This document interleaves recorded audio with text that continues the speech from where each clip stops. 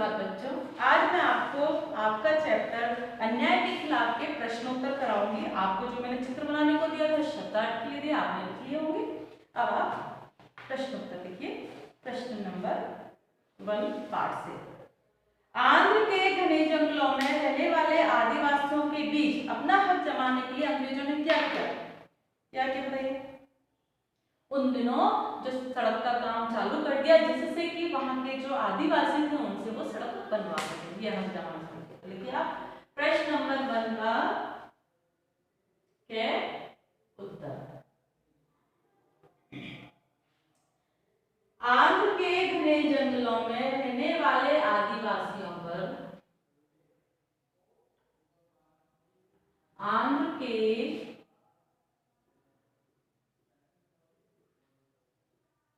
घने जंगलों में रहने वाले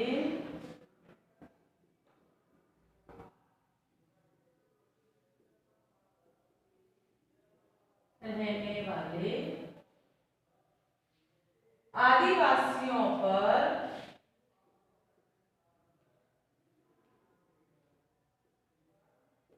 अंग्रेजों ने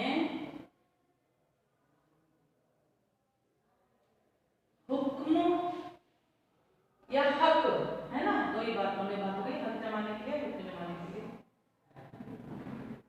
हक भी, हुक्म की जगह हक भी लिख लो, आगे क्वेश्चन के हिसाब से रहेगा। हक जमाने के लिए, हक जमाने के लिए कहा कि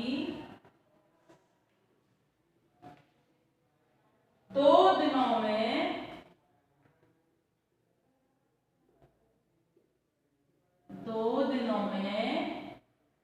जंगल में सड़क बनाने का, 2 दिनों में जंगल में सड़क बनाने का,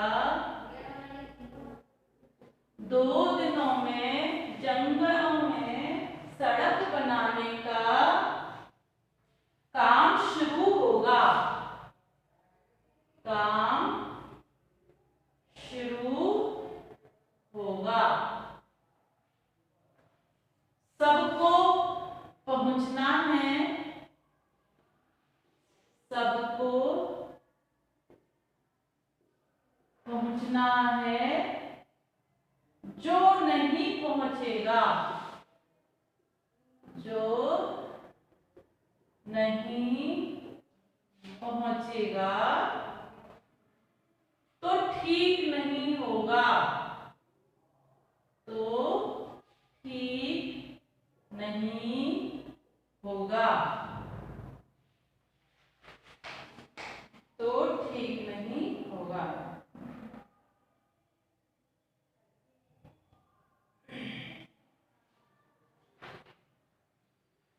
इस तरह से उन्होंने अपना हक जमाना प्रारंभ किया।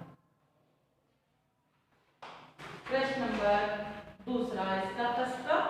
श्री राम राजू कौन था? उसे अंग्रेजों के सामने आत्मसमर्पण क्यों किया? क्या एक है उत्तर। श्री राम राजू कौन था? श्री राम राजू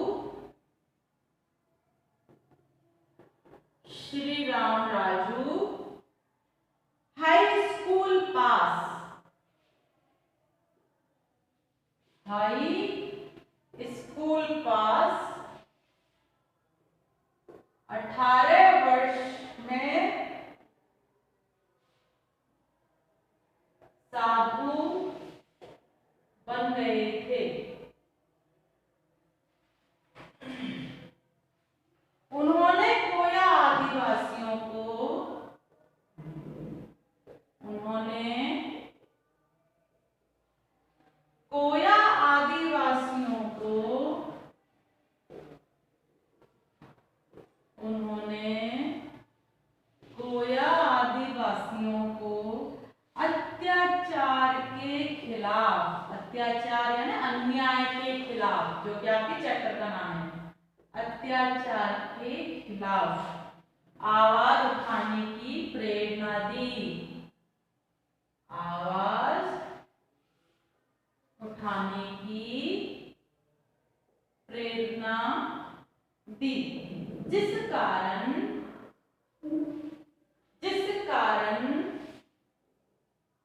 वे लोग आदिवासी लोग, जिस कारण वे लोग उन्हें, श्रीराम राजू को, उन्हें अपना नेता मानने लगे थे।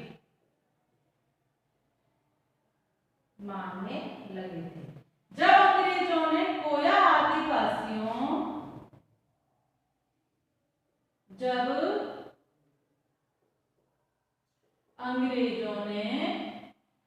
कोया आदिवासियों का राशन रोक दिया, कोया आदिवासियों का राशन रोक दिया, तो इन पर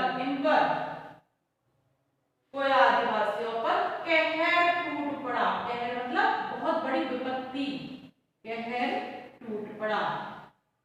श्रीराम राजू ने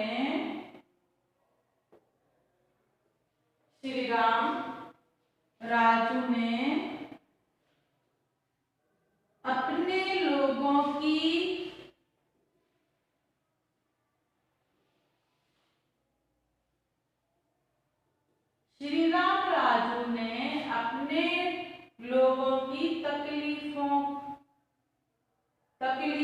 का अंत करने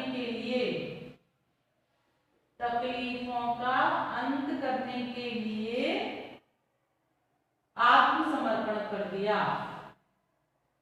आत्मसमर्पण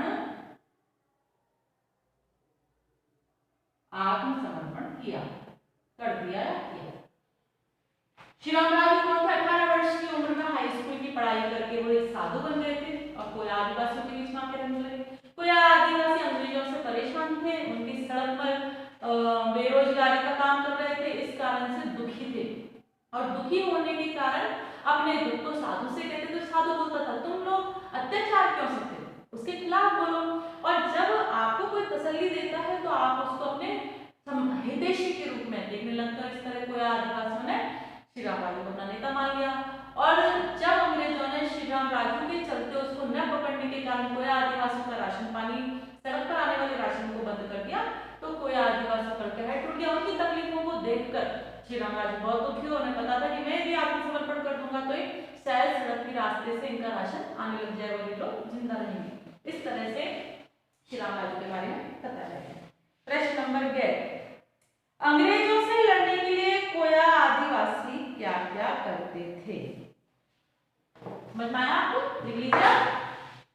प्रश्न नंबर 2 कंप्लीट हुआ आपके। प्रश्न नंबर 3 देखिए, अंग्रेजों से लड़ने के लिए कोया आदिवासी क्या क्या काम करते थे? क्या क्या काम करते थे बताइए। छुप जाते थे, उनके ऊपर अचूक निशाना लगाते थे। जो भारतीय सैनिक होते थे उनको निकल जाने देते थे, जो अंग्रेज शार्टन और उनके जो कमांडर थे उन पर अचूक निशाना साधते थे।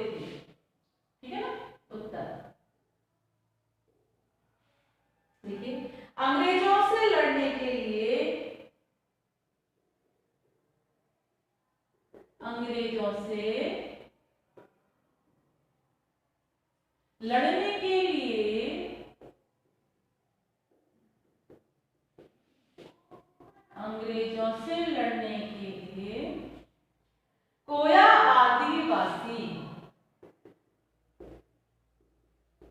कोया आदिवासी संकरी पगडंडियों के आसपास, संकरी यानी नैरो, पगडंडी जिस पर लोग चलते हैं, पैरों की डंडी मतलब पैरों जहां पर चलने से निशान पड़ जाते हैं, पगडंडियां। अंग्रेजों से लड़ने के लिए कोया आदिवासी संकरी पगडंडियों के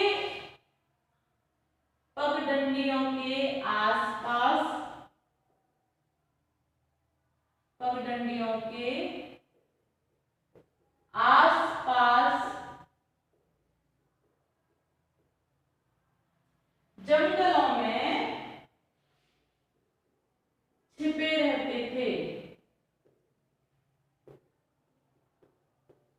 छिपे रहते थे।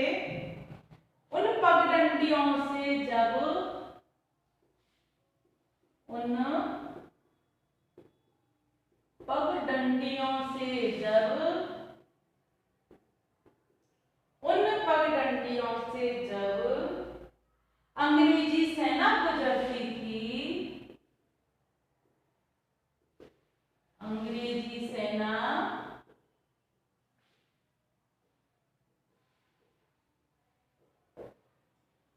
उन पगडंडियों से जब अंग्रेजी सेना गुजरती थी तो वे उनमें से, तो वे कौन, कोई आदिवासी, उनमें से सैनिकों में से जो अंग्रेजी सेना निकलती थी ना, वे उनमें से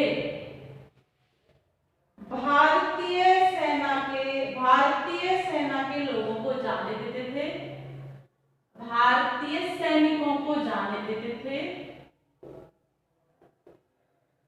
भारतीय सैनिकों को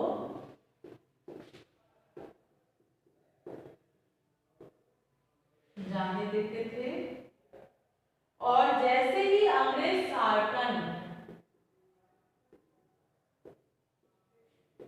और जैसे ही अंग्रेज सार्जेंट या कैप्टन आ रहा होता,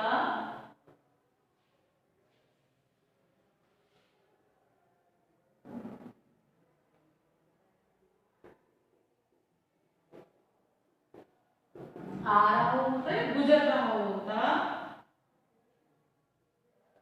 तो उसे होता था, तो उसे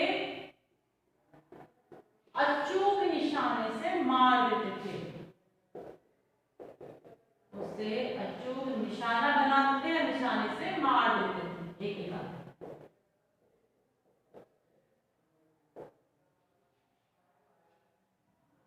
पुलिस चौकियों और सेना पर हमला कर देते थे, अंग्रेजी जो पुलिस चौकियां थी उस पर हमला कर देते थे। देखिए, पुलिस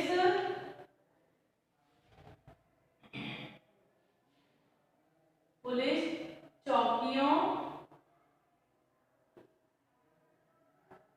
और सेना पर हमला कर देते थे।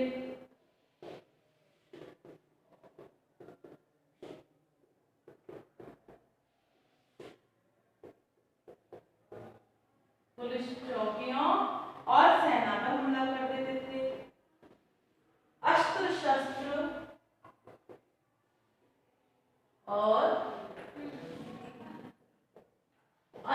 शस्त्र लूट कर भाग जाते थे,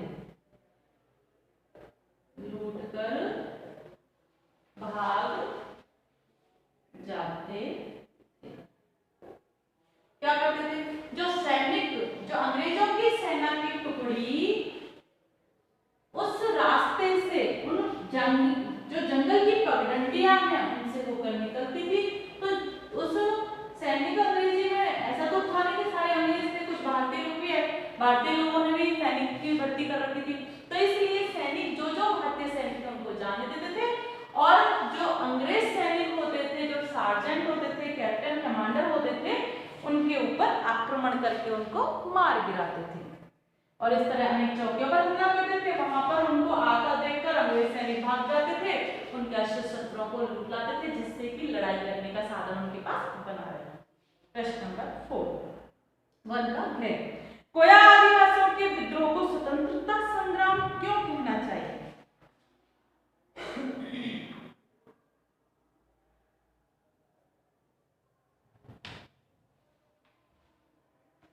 प्रश्न नंबर है, उत्तर लिखिए। कोया आदिवासियों के विद्रोह को स्वतंत्रता संग्राम क्यों कहना चाहिए? देखिए, पराधीनता, पराधीनता मतलब परतंत्र, किसी के अंदर में रहना, पराधीनता के विरुद्ध, विरुद्ध या विरोध में जब लड़ाई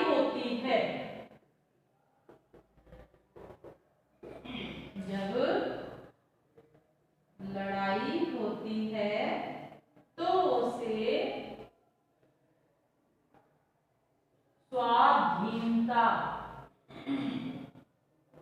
स्वाधीनता संग्राम, स्वतंत्रता संग्राम एक ही बात है। स्वाधीनता संग्राम, संग्राम है लड़ाई, स्वाधीनता के लिए, अपने देश अपने रक्षा के लिए लड़ाई, स्वाधीनता संग्राम कहा जाता है। यहाँ भी अंग्रेजों ने, कहा जंगलों में, यहाँ भी खोया आदिवासियों के मध्य जंगलों में, यहाँ भी अंग्रेजों ने जबरदस्ती, बिना पैसों के, जबरदस्ती, बिना मजदूरी, बिना पैसे दिए हुए, बेगार, बिना मजदूरी मतलब होता है बेगार, बिना मजदूरी के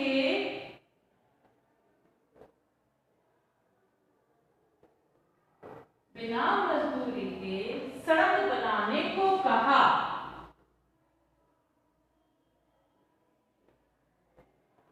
सड़क बनाने को कहा। यह अत्याचार भी था, अत्याचार भी था, अन्याय भी था। इसलिए उनके, किनके, कोई आदिवासियों के, उनके इस संग्राम को, उनके इस विरोध को, इस संग्राम, इस विरोध को, उनके इस विरोध को,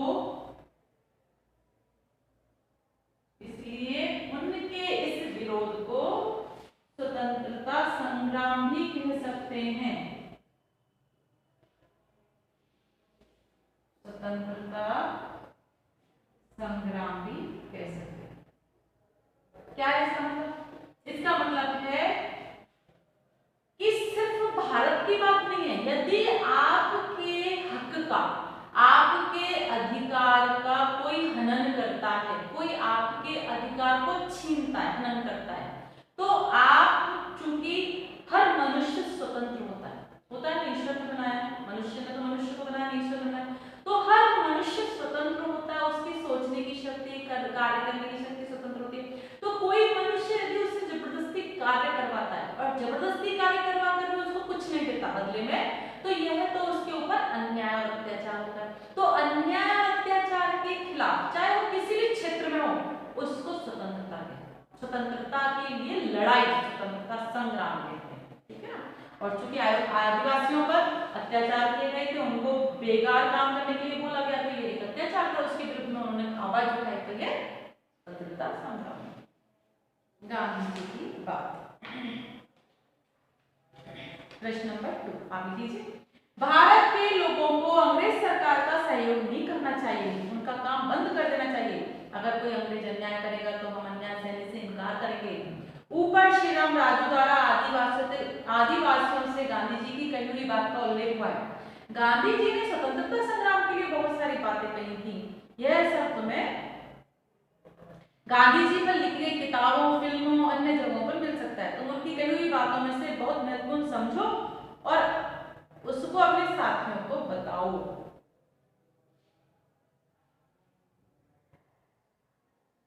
कुछ गांधी जी के द्वारा कही गई कुछ महत्वपूर्ण बातों को हम 1, 2, 3 बातों को लिख लेते हैं, जिससे कि आपको समझ में आ जाएगा। ये सिर्फ क्वेश्चन ऐसे करने के लिए नहीं है, लेकिन फिर भी हम कर लेते हैं। लिख लिया है आप लोगों ने?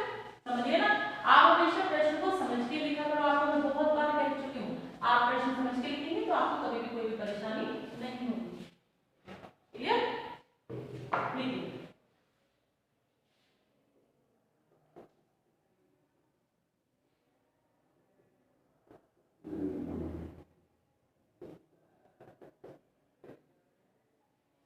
प्रश्न नंबर 2 उत्तर क्या? गांधी जी द्वारा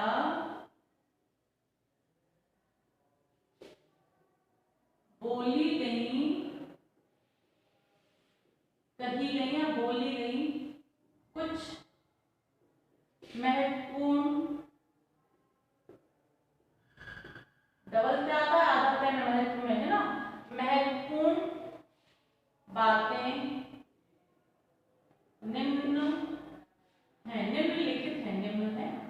डैश पूर्णविराम का है, जब हम कोई नीचे बात बताते हैं तो पूर्णविराम लगाते हैं। नंबर 1 लिखो इसमें।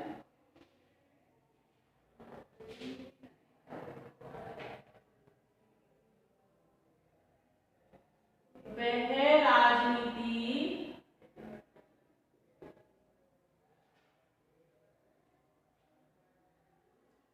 निष्प्राण है जिसमें, वह राजनीति निष्प्राण है जिसमें धर्म नहीं, जिसमें धर्म नहीं और धर्महीन और धर्महीन शासन से, शासन है राज, शासन से जन कल्याण नहीं। सबसे पहली बात उन्होंने यदि आप राजनीति करते हैं, आप राजनेता है, राजनीति करते हैं, तो राजनीति धर्म के अनुकूल होना चाहिए, उद्दंडता के साथ राजनीति नहीं करनी चाहिए, क्योंकि धर्म के बिना जो राज करता है, जो शासन करता है, वह जन कल्याण का सेतु नहीं बनता। दूसरा बोला, मुट्ठी भर संकल्पवान लोग, मुट्ठी भर संकल्पवान लोग जिनकी अपने लक्ष्य में, जिनकी अपने लक्ष्य में दृढ़ आस्था है, दृढ़ आस्था है, इतिहास की धारा को बदल सकते हैं, इतिहास की धारा को बदल सकते हैं। क्या है इसका, कि यदि कुछ, मुट्ठी भर मतलब होता है कुछ लोग, यदि संकल्प ले लें, यदि प्रण ले लें कि हम भारत को आजाद कराकर रहेंगे, हम धर्म के साथ भारत को आजाद कराकर रहेंगे, हम धर्म की स्थापना करेंगे, तो ऐसे थोड़े से लोग भी इस पूरे इतिहास को बदल सकते हैं, जो भी गुजर रहा है उस सबको बदल सकते हैं, समय की चाल को, ग्रह नक्षत्र को बदल सकते हैं। कौन? वे मुट्ठी भर लोग जो दृढ़ संकल्पित हैं, जो कि प्रण लेते हैं और उस कार्य को पूरा करते हैं, जो धर्म पर चलते हैं। ठीक है ना? और इसका एक और हम गांधी जी की बात लिख लेते हैं, फिर हम प्रश्न नंबर अगला लिखेंगे। गांधी जी की तीसरे नंबर की बात लिखिए। गांधी जी ने और क्या कहा था? बहुमत का शासन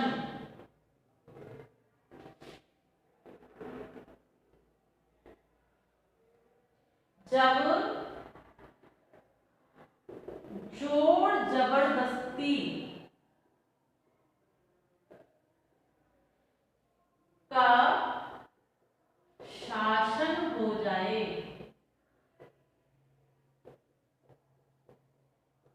तो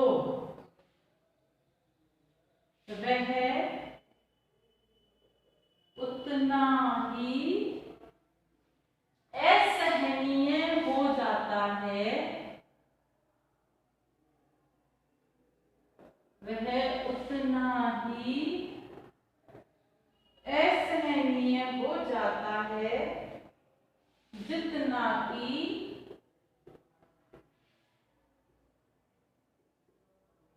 नौकरशाही का शासन।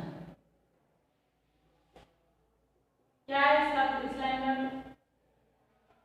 यदि आप बहुमत से, लोकतंत्र है, बहुमत से जीत रहे हैं, बहुमत का मतलब होता है आपको अधिक वोट मिले, ठीक है, तो उस वोट से आपकी सरकार बने, लेकिन वह सरकार यदि किसी कार्य को लोगों से जोर जबरदस्ती से, इसका मतलब होता है फोर्सली काम करवाए, तो वह शासन लोगों असहनीय, असहनीय मतलब होता है सहन करने योग्य नहीं होता, वह तो नौकरशाही शासन के प्रतिरूप हो जाता है। जैसे नौकरशाही का शासन होता है, प्रत्येक मनुष्य को नौकर समझा जाता है, वैसा ही ये जो लोकतंत्र है इसको भी नौकरशाही के शासन के समान बना दिया जाएगा। ऐसे लोगों से बचकर रहने के लिए अपने राजनीति के क्षेत्र में, अपने बोलने के क्षेत्र में गांधी जी के द्वारा कहा गया है। प्रश्न नंबर 3, देशभक्तों के नाम लिख लीजिए। आप ये लिख लिया? प्रश्न नंबर 3,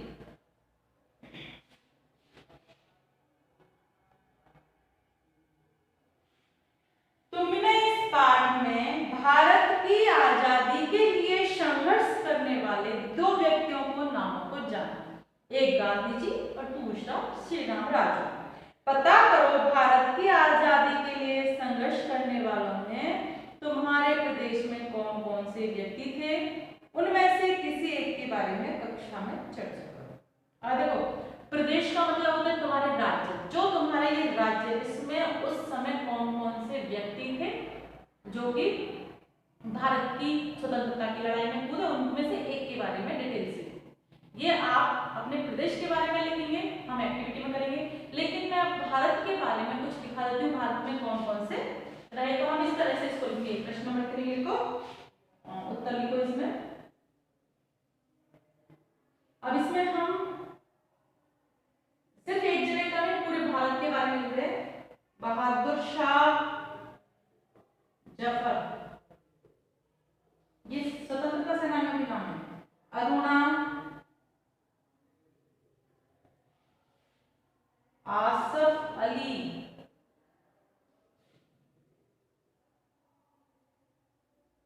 जवाहरलाल नेहरू,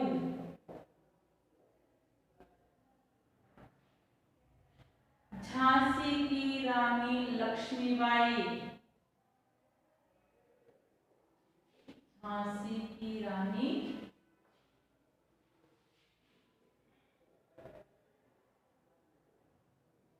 लक्ष्मीबाई, शहीद भगत सिंह,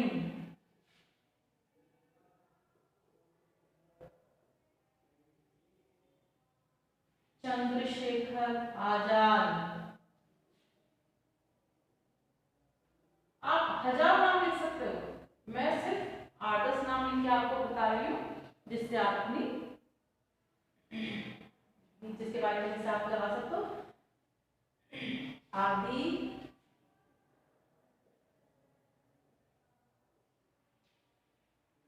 देशभक्तों ने, आदि देशभक्तों ने भारत की आजादी के लिए, भारत की आजादी के लिए महत्वपूर्ण भूमिका निभाई, महत्वपूर्ण भूमिका निभाई। ठीक है, अब आप इसको एक्टिविटी में करेंगे। लास्ट में क्या लिखेंगे आप? भारत की आजादी के लिए संघर्ष करने वाले हमारे प्रदेश के, जो आपके प्रदेश के स्वतंत्रता सेनानी, उनके 4-5 के नाम, जैसे चिन्ना देवी, किस्तूरी रानी चेन्नम्मा और संगोली, कौन कौन है आपके? संगोली, सायला, जो भी आपके हैं, मुझे नाम याद नहीं है, उनके बारे में आप किसी एक के बारे में डिटेल से लिखिएगा। नाम लिखिए 4-5 और उनमें से किसी एक, जो नाम आप लिखे उनमें से एक के बारे में डिटेल लिखिए। आपकी एक्टिविटी रहेगी। अब प्रश्न नंबर 4 खोल लीजिए। क्या ठीक होगा? देखिए नंबर 1, 2 दिन जंगल में सड़क बनवाने का काम शुरू होगा, तुम सब लोगों को इस काम तक पहुंचना, अगर नहीं पहुंचेगा तो ठीक नहीं होगा। काम करेंगे, नंबर 2, काम करेंगे तो बदले में क्या मिलेगा?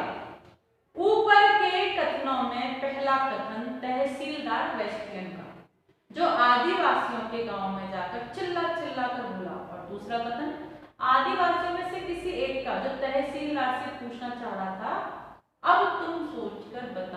की। के और खे क्वेश्चन है, जैसे आपके पैराग्राफ राइटिंग होती है ना, उसमें से आपको पैराग्राफ में से अनसीन पैराग्राफ या सीन पैराग्राफ में क्वेश्चन आंसर ये 1 और 2 करके सेंटेंस दिए गए हैं और उस सेंटेंस में से आपको सोचते हुए बताना है। क्यों? क्योंकि ये सीन पैराग्राफ है, ठीक है ना। तुम्हारे विचार से वेस्टिंग का कथन ठीक होगा? ठीक है। प्रश्न नंबर 4।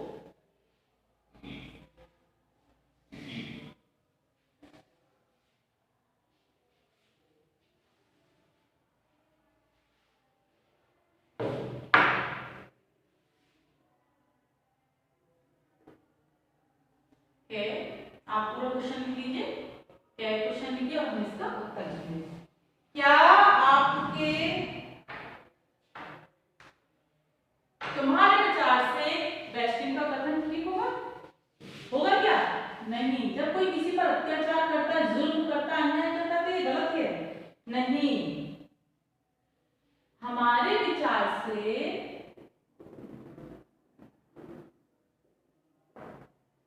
नहीं, हमारे विचार से वेस्टियन का कथन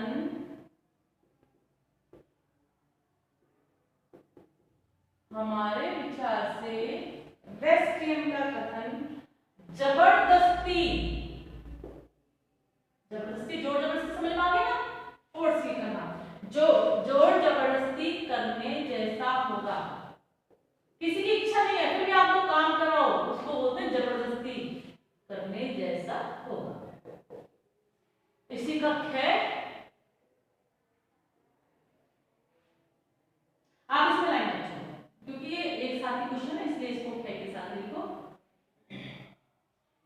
आदिवासियों में से किसी के द्वारा कहा गया कथन कैसा है? तुम्हारे विचार से किसी को, जो पहला कथन है 1 नंबर में जो लिखा वो बन के उस क्वेश्चन में आया, और दूसरा लिखा है कि काम करेंगे तो बदले में क्या मिलेगा। तो दूसरे में आदिवासियों में से किसी के द्वारा कहा गया कथन कैसा है? तुम्हारे वचन से क्या है ठीक होगा?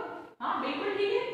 आदमी काम करेगा तो अपना मेहनताना तो मांगेगा, बेकार की काम थोड़ी करेगा। मेहनताना है, मेहनत का पैसा कमाई। यह कथन बिल्कुल सही है, यह कथन बिल्कुल सही है। सही है, सही था लिख सकते हैं, तो पूछा ना था, ठीक होगा, सही था, यह कथन बिल्कुल सही था। काम के बदले,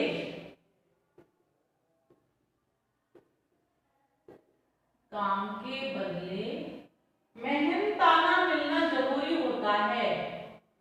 मेहनताना सैलरी, काम का जगह पे, काम की जगह, मेहनत की जगह जो पैसा मिले, मेहनत काम के बदले या मेहनत के बदले मेहनताना मिलना जरूरी होता है। जरूरी है ना, आवश्यक, मेहनताना मिलना जरूरी होता है। वरना उससे क्या होगा यदि मेहनताना नहीं मिलेगा? वरना मेहनत करता रहे, वरना कोई मेहनत करता रहे, काम करता रहे, मेहनत यानी ना मेहनत करता रहे और खाने को कुछ ना मिले। खाने को है ना, कुछ पैसे मिलेगा तो खाने के लिए सामान लाएगा, खाने को कुछ ना मिले या पैसे ना मिले और उसका पेट नहीं भरे तो वह कैसे काम करेगा? कैसे काम करेगा? अर्थात काम करने में संभव नहीं होगा, कैसे काम करेगा। समझ में आया? लिख लीजिए आप। फिर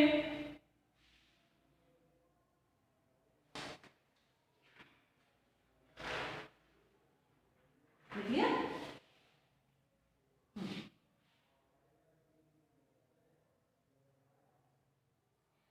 प्रश्न नंबर 5, पता करो। सड़क बनाने में किन किन सामानों की जरूरत होती है पता करके लिखो। किन किन चीजों की जरूरत होती है सड़क बनाने में? अब तो आए दिन कहीं ना कहीं सड़क बनती है, पता है ना आपको किस किस चीज की आवश्यकता होती है? डामर की, कंक्रीट की, मशीन की, रोलर की, सभी होती है। तो लिखिए आप प्रश्न नंबर 5 1 है कि क्या है 1। प्रश्न नंबर 5 उत्तर देखिए, सड़क बनाने में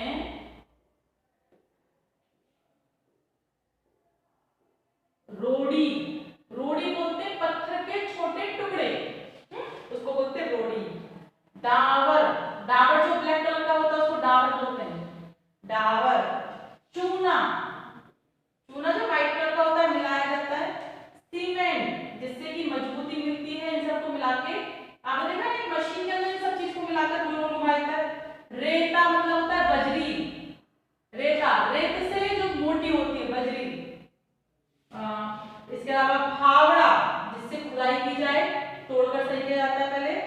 कुदाल, आप लिख लीजिए मैं समझाती हूँ। कुदाल जो थोड़ा सा तीखा होता है आगे से। परात, जिसमें भरकर रोड़ियों को इधर उधर डाला जाता है। रोड, रोड रोलर, जिससे रोड को रोड के ऊपर घुमाया जाता है।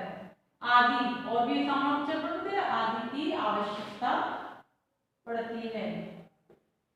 2 जगह पड़ती है, आवश्यकता पड़ती है। आवड़ा सोचता जो आगे से चला होता है किसी चीज को, आपने खेतों में देखा ना, काम करने का काम आता है, कोई चीज भरने का काम आता है। और कुदाल जो लंबी सी तीखी सी आगे से होती है, जिससे जमीन को जो साइड से उनको बनाना होता है, जिस उस रास्ते से जो खराब चीज है उसको निकालना होता है, उसके लिए कुदाल काम में जाती है। ठीक है। प्रश्न नंबर 2, इन प्रदेशों में कौन कौन से आदिवासी रहते हैं, पता करके लिखो। चलो ये मैं दिखाती हूँ लाइन छोड़कर। सेकंड क्वेश्चन, उत्तर, उत्तर नहीं एरो बना के क्या लिखेंगे पहले, क्या के बारे में पूछा है, कौन सा है, झारखंड। झारखंड में जो आदिवासी रहते हैं उनके नाम लिखो आप। मुंडा आदिवासी रहते हैं, हो करके एक नाम है, हो आदिवासी रहते हैं। संथाल आदिवासी रहते हैं, क्या लिखिए, छत्तीसगढ़, छत्तीसगढ़ में कौन कौन से आदिवासी रहते हैं, मुरिया, ये नाम है आदिवासियों के। आदिवासी मतलब होता है छोटे छोटे से एरिया में जंगलों में रहने वाले लोग। हलवा, और आपको भी कुछ आता है तो आप भी लिख सकते हैं, मुझे जितना आता है मैं उतना लिखूंगी। भुतरा, तीसरे नंबर पे आया है इसमें उड़ीसा, उड़ीसा के आदिवासी लिखिए कुटिया, कोंड, एक ही है कुटिया कोंड, और जुंगा। नेक्स्ट, मिजोरम में कौन कौन से आदिवासी है, रियांग, मीजो, लास्ट इसका है अंडमान निकोबार द्वीप समूह, अंडमान निकोबार द्वीप समूह। इसमें कौन से आदिवासी रहते हैं, ओंज निकोबारी, ओंज निकोबारी, और कहते हैं जराया। ठीक है, ये आदिवासियों के नाम भी लिख लीजिए आप। इस तरह से आपके प्रश्न 5 कंप्लीट होता है। ठीक है ना, आप लिख लीजिए समझते हुए। अब जो प्रश्नोत्तर है इनको हम कल करेंगे, यहाँ तक आप लिख लीजिए। प्रश्न नंबर 6 हम कल करेंगे, और एक्टिविटी में मैंने जो आपको बताया था उसे मैं सबसे लास्ट में कल बताऊंगी, जिससे कि आपका जहाँ चैप्टर खत्म हो वहां पर कंप्लीट कीजिए। Okay, thank you.